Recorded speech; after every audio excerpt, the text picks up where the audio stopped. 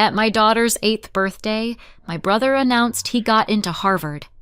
Then they turned it into his party, while my 8-year-old was made to rub frosting off the floor as they stepped over her.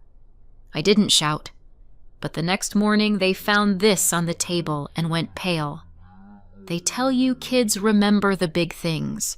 The first day of school, the first time they ride a bike, the first time someone breaks their heart and you can't fix it with a Band-Aid and a cartoon. I used to think birthdays were the safe kind of big thing, the kind you can control if you try hard enough. Balloons, cake, a cheap plastic crown that somehow becomes sacred. One day where the world is supposed to look at your kid and say, "You matter." My daughter Emma had been counting down to turning 8 like it was a space launch. She didn't want a circus. She didn't want a crowd. She wanted it simple. Her best friend Zoe, and family, and a day that didn't get swallowed by someone else's noise. I built the whole afternoon around that. The living room looked like a pastel storm had moved in and decided to rent. Streamers, balloons, a banner that said, "Happy 8th birthday, Emma." The cake on the counter like a promise. Vanilla with strawberry filling, pink frosting, her name spelled out in fancy letters. By noon, people started trickling in. Not a flood. Just the usual handful of relatives who show up for family obligations and free cake. My aunt arrived first, the one who always smells like perfume and opinions. She kissed Emma's cheek and said, "8 already," like Emma had personally sped up time to inconvenience her. My uncle followed, holding a gift bag and looking around my house the way people look at hotel rooms, curious, evaluating, like they're deciding whether the mattress is worth the price. A couple cousins came too, smiling, chatting, doing the social script. One of them immediately started filming little clips of Emma opening presents. Not malicious, just modern. Like childhood is only real if it gets archived. Mom and Dad were there, of course. They live with us. They were in their usual mode. Mom fluttering around like she was the host of a daytime show. Dad planted in a chair with that "I'm here, therefore I'm helpful" posture.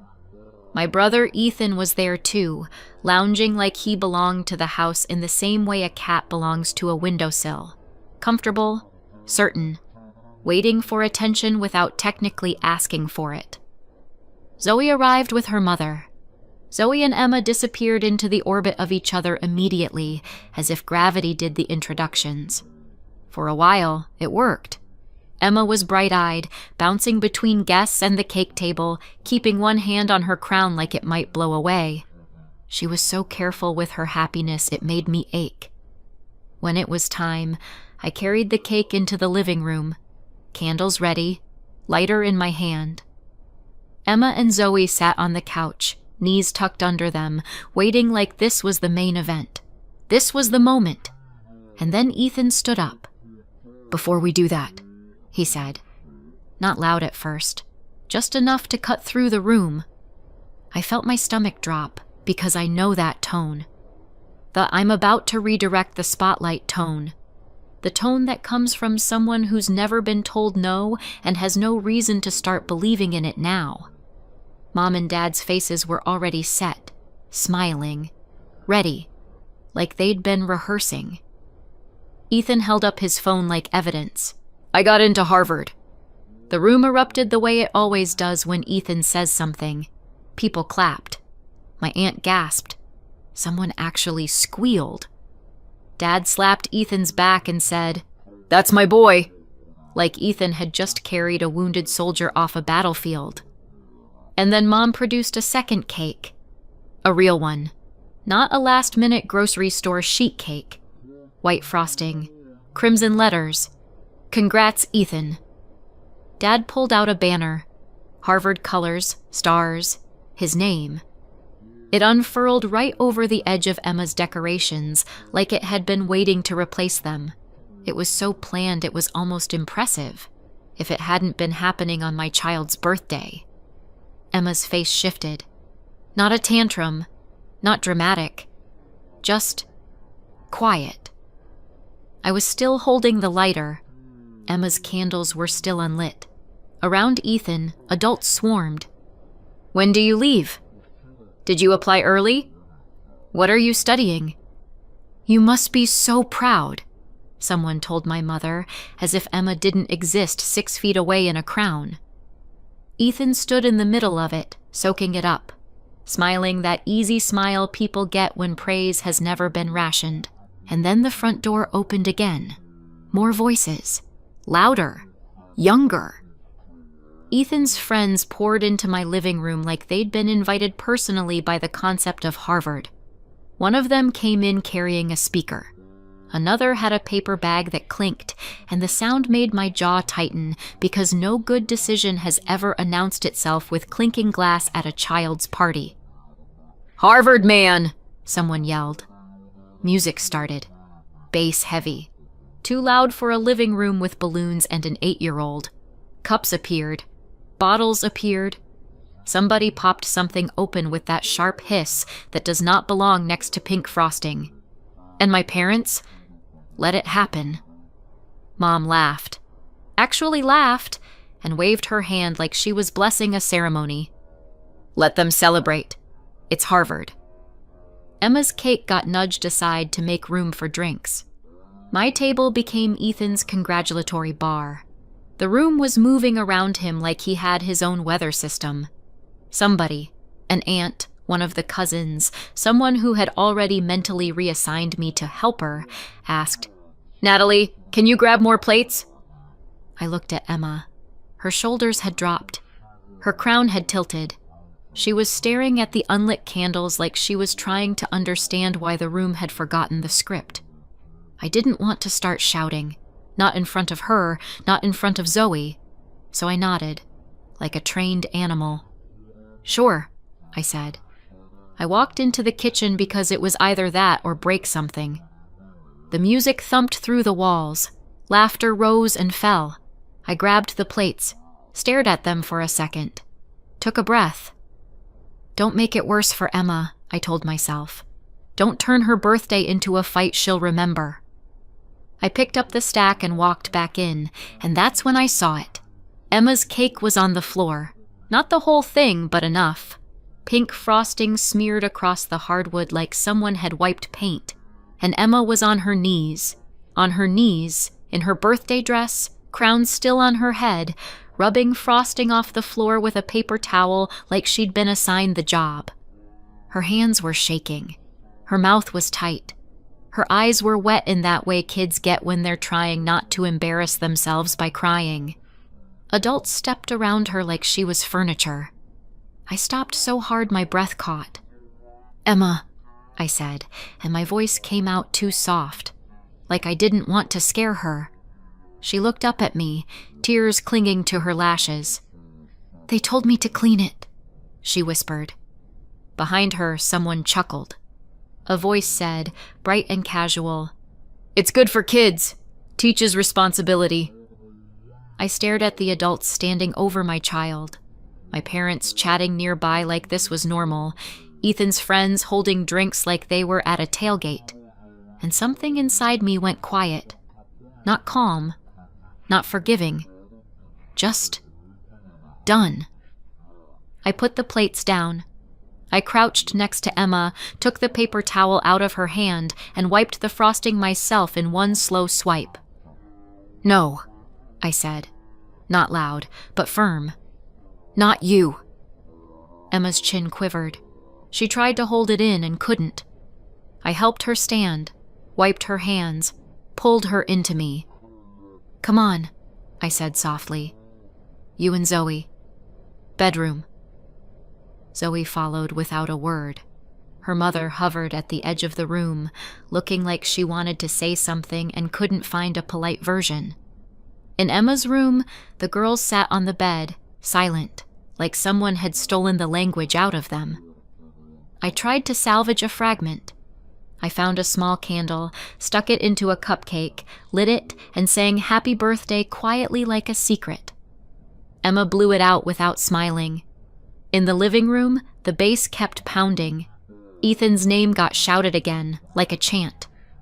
Zoe's mother appeared in the doorway, her face tight in that careful, diplomatic way adults get when they're trying not to insult someone's family while actively witnessing them behave like trash. "Hey," she said softly, "I think we should go. It's getting a little intense." It was early afternoon, but I understood. This wasn't about time. This was about safety. Zoe looked confused. Emma's eyes filled again. Then Zoe and her mother left. Emma watched the door close and something inside her cracked. "I don't have anyone," she whispered. "You have me," I said immediately, pulling her into my chest. She cried into my shirt like she was trying to fold herself back into safety. I held her until the shaking stopped. When she finally fell into an exhausted sleep, I tucked her in and left her room like I was walking out of a hospital. The house was still loud, still celebrating. I walked into the living room and tried, twice, to get anyone's attention, to say something, to demand something. Nobody cared. I got waved off with laughter and "Don't be dramatic" and "It's Harvard," and one particularly smug, "Don't be a party pooper." So I walked away. I didn't shout. Not then. But the next morning, they found something on the kitchen table and went pale. It would be easier if I could say that night came out of nowhere, that Ethan was usually respectful, that my parents were usually normal grandparents, that this was a freak event caused by excitement and bad judgment. But nothing in my life with them has ever been a freak event. It's always been a pattern, a long, exhausting pattern where the rules bend for Ethan and snap for me. Ethan is 8 years younger than I am, which means when he was born, I was old enough to remember exactly what life looked like before him and how fast it changed after. I don't have a dramatic story of being screamed at or locked in closets. It was quieter than that. It was the look my mom got when she thought I couldn't see it. That flash of, "Ugh, you again," when I needed something. I was the accident, the interruption, the reason my parents had to settle down earlier than they wanted. They never said it out loud in one clean sentence. They didn't have to. Kids are excellent at reading tone. Then Ethan came along, and suddenly my parents acted like babies were the best thing they'd ever invented. They were excited. They were proud. They were affectionate in a way that always felt slightly theatrical, like they wanted an audience. And because I was 8, and because adults love turning oldest daughters into unpaid employees, I became part of the Ethan support team. "Watch him for a minute," my mom would say, and the minute would become hours. "Be patient," my dad would say. "You're older." I changed diapers before I learned long division. I made snacks. I watched cartoons I hated because Ethan liked them. I learned early that the easiest way to survive was to be useful. In school, I did well. Really well. Almost straight A's without trying to be flashy about it. I liked learning. I liked the feeling of being good at something that was mine. I talked about college like it was a door I could walk through. My parents treated that door like a trap. "College is expensive," Mom would say. "It's a waste of money." Dad would shrug like education was a hobby. "Be practical. You'll end up in debt." And because I was a teenager who wanted approval, I tried to fit inside the version of life they approved of. Focus on family. Don't get too ambitious. Don't make plans that require them to show up. Then Ethan hit his teens, and suddenly my parents discovered the concept of investing in a child. Tutors, programs, prep books, long conversations about his future. They talked about his education like it was a sacred mission. I remember standing in the kitchen once, years ago, watching my mom fill out paperwork for one of Ethan's tutoring programs and feeling something in my chest twist. "Why didn't you do that for me?" I asked. Mom didn't even look up. "It's different." "How?" I said. "I had better grades than Ethan. I had almost straight A's." She finally looked at me like I'd made a social mistake. "You weren't as talented." I laughed because it was either laugh or scream. "That's not true," I said. Dad stepped in with the classic parental escape hatch. "We didn't have the money back then." It would have almost worked if they weren't currently spending money they didn't have on Ethan's success. When I was 16, I started dating Grant. Grant was the son of family friends, the kind of family friends my parents treated like royalty. They loved Grant before I did. They loved that he was polite, that he said yes ma'am, that he came from a family with the right vibe. They encouraged it. A lot. At 16, I thought that meant they cared. I thought it meant I'd finally done something right. At 18, I got pregnant. Grant disappeared like someone hit delete. No long conversation. No dramatic goodbye. He just vanished. Like it wasn't his problem. And my parents, who had praised him like he was a future senator, turned on me so fast it gave me whiplash. They blamed me for ruining everything, for throwing away a good thing, for getting pregnant too early, as if pregnancy was something I did alone in my room like a craft project. They never once said, "He failed you." They said, "You failed." Grant went off to pursue his education and his future. I stayed home with a baby and the kind of exhaustion that makes your bones feel heavy. I didn't have the luxury of falling apart. I had a child who needed food and diapers and a mother who didn't collapse. So I ground my way through it. I was good with computers. Always had been. I taught myself things late at night while Emma slept. I took work I could do from home. I did tasks, projects, whatever came my way. There were nights I worked until sunrise with one ear tuned to Emma's breathing, terrified she'd wake up and I'd have nothing left to give. Eventually, it started to work. Not rich work, not influencer work. Just stable. Stable enough to breathe. Stable enough to stop begging life for mercy. Stable enough to buy a house. Years later, my parents' business went under.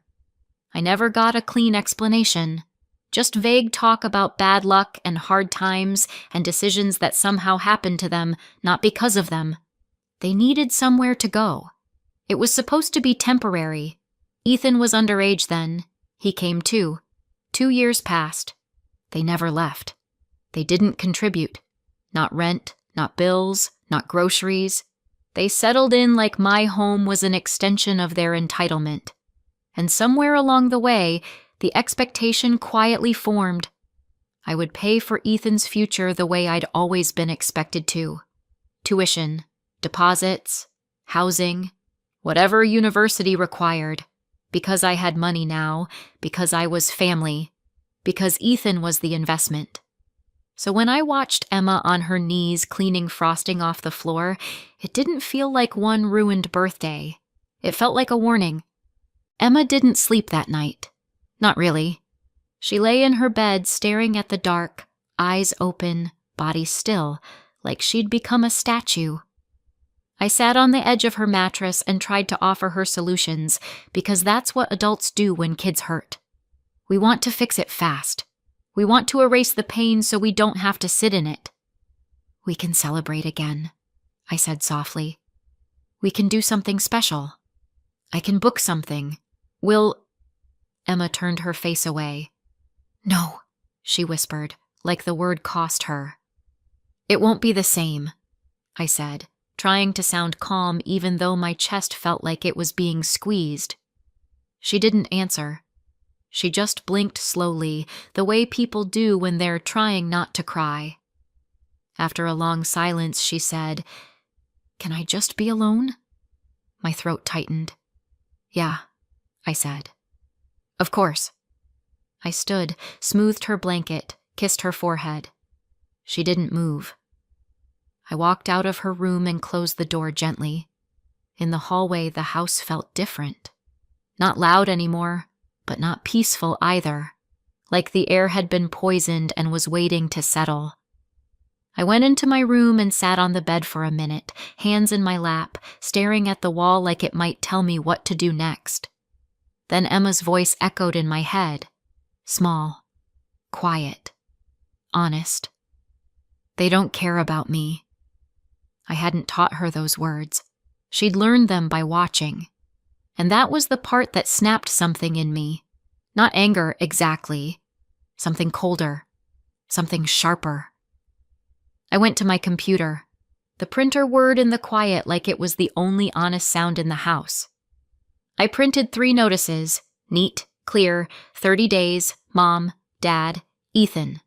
I stacked them carefully, placed them on the kitchen table like I was setting out place cards for a dinner party. Then I went back to my room, shut the door, and lay in bed staring at the ceiling until sleep finally took me. Sometime in the morning, I woke up to shouting. Not the muffled kind, the full volume kind. Mom's voice, sharp and high. Dad's lower rumble. Ethan's angry edge. I lay there for a second listening, and I hated the feeling that rose in my chest. Satisfaction. Not joy. Not pride. Just a small, guilty sense of, finally. Then someone banged on my door. "Natalie!" Mom hissed, like she was trying to keep her rage from waking the whole house and failing. I opened the door. Mom was standing there waving paper in her hand. Dad loomed behind her, jaw tight. Ethan stood a little back, eyes wide like he couldn't decide if he was furious or scared. "What is this?" Mom snapped. I looked at the paper, then at her face. "Keep your voice down," I said evenly. "Emma's sleeping." Mom's eyes flashed.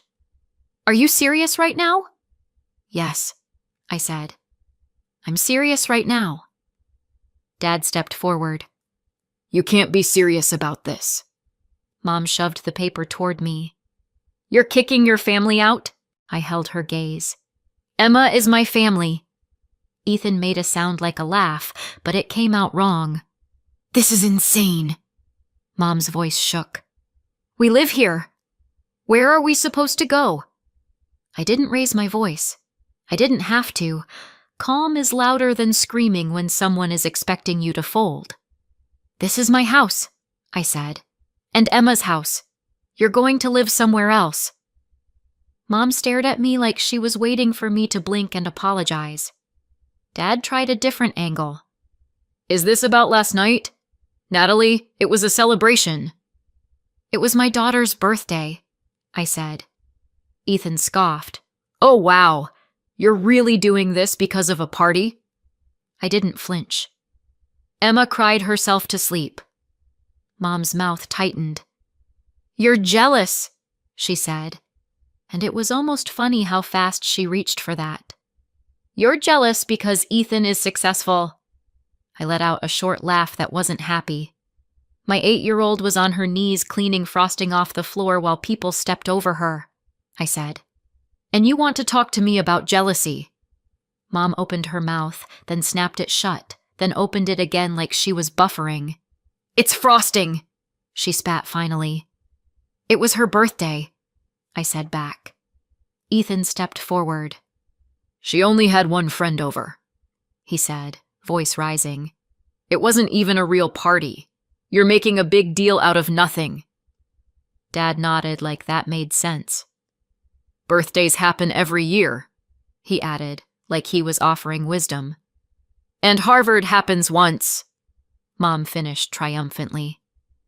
I stared at them, and the bleakness of it almost made me dizzy. "You could have celebrated any other day," I said quietly. "Any day. You chose hers." Mom's face reddened. "You're overreacting." I didn't argue. I didn't list every time they'd chosen Ethan. I didn't unpack the whole history in the hallway like a suitcase. I just pointed at the paper in her hand. "You have 30 days, I said. "All 3 of you." Mom's eyes went wild. "You can't do this." "I can," I said. "And I am." Dad tried to step into the doorway like he could physically block reality. "Come on. We're family." I held his gaze. "Then act like it." Then Emma stepped out, hair messy, face pale. "What's going on?" she asked, voice small. I turned instantly, my face softening like flipping a switch.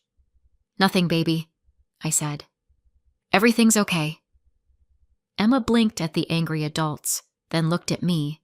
Her eyes asked a question she didn't have words for. I walked to her, knelt, and smoothed her hair back. We're just talking, I said gently. Go back to bed, okay? She nodded, slowly, and disappeared back into her room. I stood, turned back to them, and repeated, steady and clear, 30 days. Something shifted. I saw it in their faces. The moment they realized I wasn't bluffing, that this wasn't a tantrum I'd apologize for later. Mom's mouth tightened. Dad looked away. Ethan's eyes hardened. They retreated without another word. In the days after, the house turned into a refrigerator. Not temperature-wise, emotion-wise. Everyone moved around each other like ghosts. Doors closed softly but with meaning.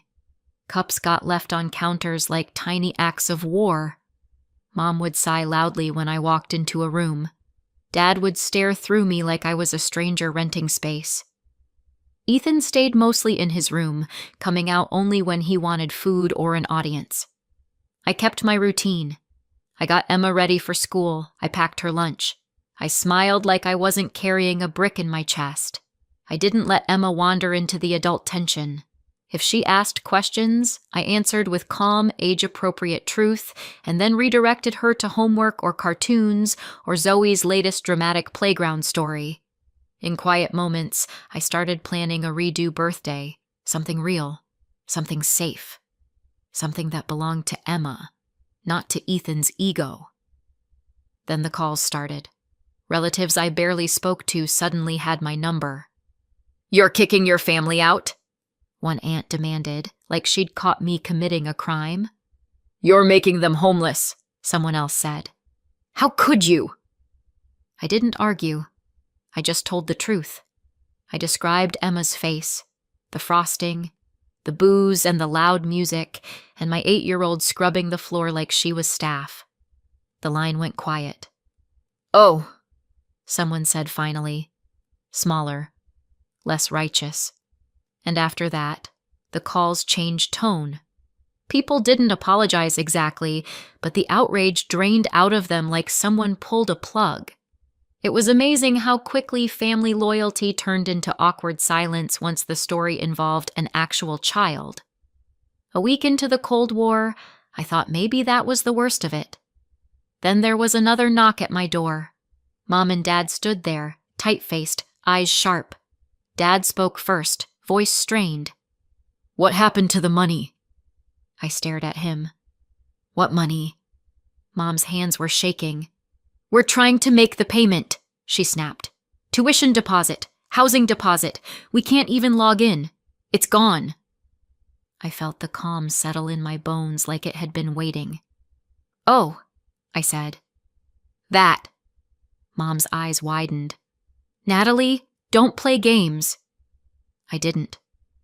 "That was my money," I said plainly. Dad's jaw clenched. "You said you'd help." "I was considering it," I said, "before you turned my daughter's birthday into a Harvard keg pregame." Mom's face twisted. "This is Harvard," she hissed, like the word itself should scare me into obedience. "Do you understand how expensive that is?" "I do," I said. "Which is why it's wild you assumed it was my responsibility." Dad's voice rose. "Natalie." I cut him off, still calm. "The account is in my name. You had temporary access because you expected me to pay. I removed your access. I moved the money back." Mom stared at me like she was trying to process a language she didn't speak. "You can't do that," she said, voice cracking. "I just did," I said. Her face went red. "We're going to be homeless." "You still have 23 days left," I reminded her. "Homeless is dramatic." Dad stepped forward. "You're ruining his future." "No," I said. "I'm refusing to fund it." Mom's voice went shrill. "He's your brother." "And Emma is my daughter," I said, and my voice finally sharpened. You made that very clear. Which one of those matters to you?" They stared at me like I'd slapped them. "You can't do this to an 18-year-old, Dad said.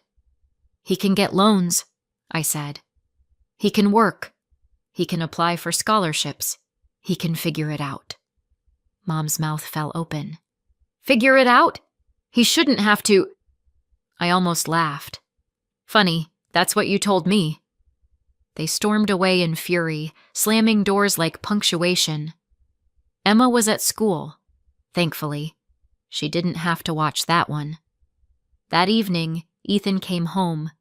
He didn't swagger. He didn't smirk. He looked shaken, like someone had unplugged the world he thought was guaranteed. He stood in the kitchen, hands in his hoodie pocket, eyes flicking toward me like he was nervous. "Hey," he said. I didn't respond right away. I just kept washing a mug slowly, like I had all the time in the world. Ethan cleared his throat.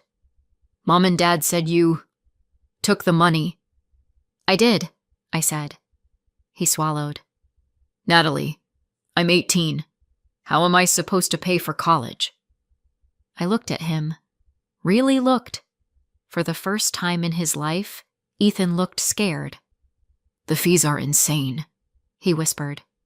"Deposits, housing. It's Harvard." "I know," I said. He took a step closer.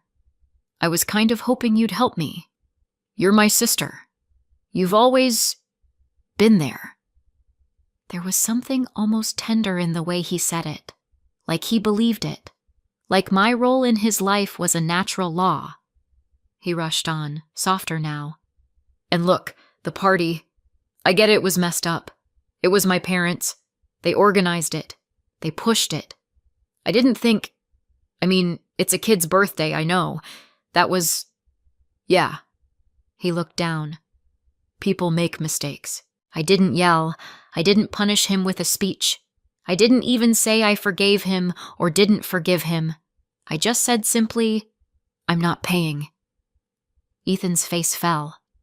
"But you can get a job," I said. "Part-time. You can apply for aid, scholarships, loans. You can figure it out."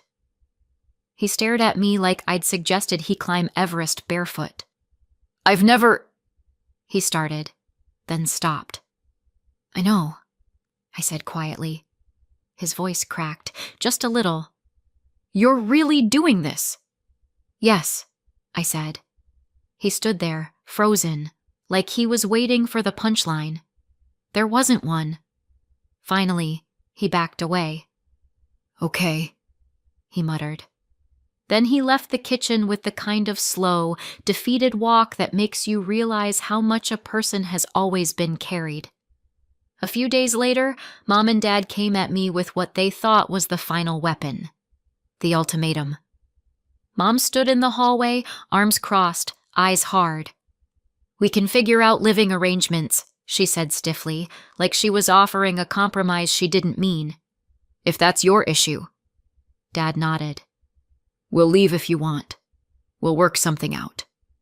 Then Mom leaned forward, voice low and sharp. "But you have to pay for Ethan." There it was. Clean. Clear. Not please. Not help. Have to. "If you don't," she said, lips curling, "then we're done. We're not your parents anymore. We want nothing to do with you." I stared at her, and the strangest thing happened. I didn't feel panic. I felt clarity, because right then, in that one sentence, she proved exactly what Emma had whispered the night of her birthday. They didn't care about their granddaughter enough to protect her. They cared about their son's status enough to sacrifice anyone. I nodded slowly. "Okay," I said. Mom blinked. "Okay?" "I'm not paying," I said. "And if cutting me off is what you need to do to feel righteous about it, go ahead." Dad's face tightened. "Natalie." "No," I said, calm again. "I'm done." Mom stared at me like she expected me to collapse. I didn't. And somewhere behind her, in the quiet of the house, I imagined Emma's crown slipping off her head and being replaced by something better. Safety. A year later, Emma turned 9. We did a small birthday at home. Cake, candles, a few kids, the people who actually show up. Emma was happy. I was calm. The house felt like ours again. That's the update on us. Now the part everyone asks about. I haven't spoken to my parents since the day they left, but I still have cousins, and cousins love 2 things: group chats and disaster updates. From what I've heard, my parents ended up in a cheap rental across town. The kind with thin walls, bad carpet, and neighbors who also have temporary setbacks. They went back to work. Both of them. Long hours. Zero pride. And whatever savings they had? Gone. Burned trying to keep Ethan's Harvard story alive just a little longer. Which brings me to Ethan. Yes, he got into Harvard.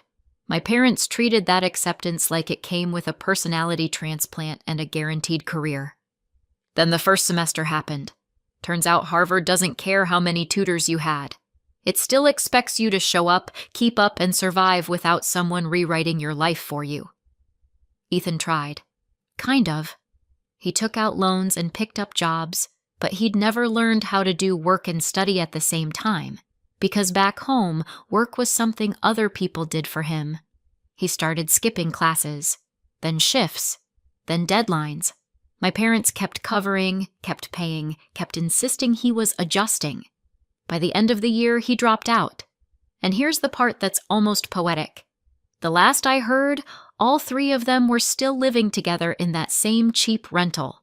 My parents working themselves tired, still financing Ethan's existence, while Ethan spends most of his days on the couch watching TV, taking time off, waiting for motivation to fall out of the ceiling.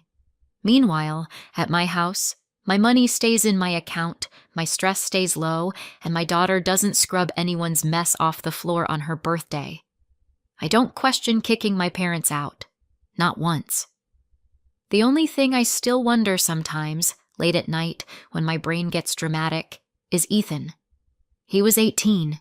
Was refusing to pay the tuition the right call? Did I go too far, or not far enough? Let me know in the comments, and subscribe for more.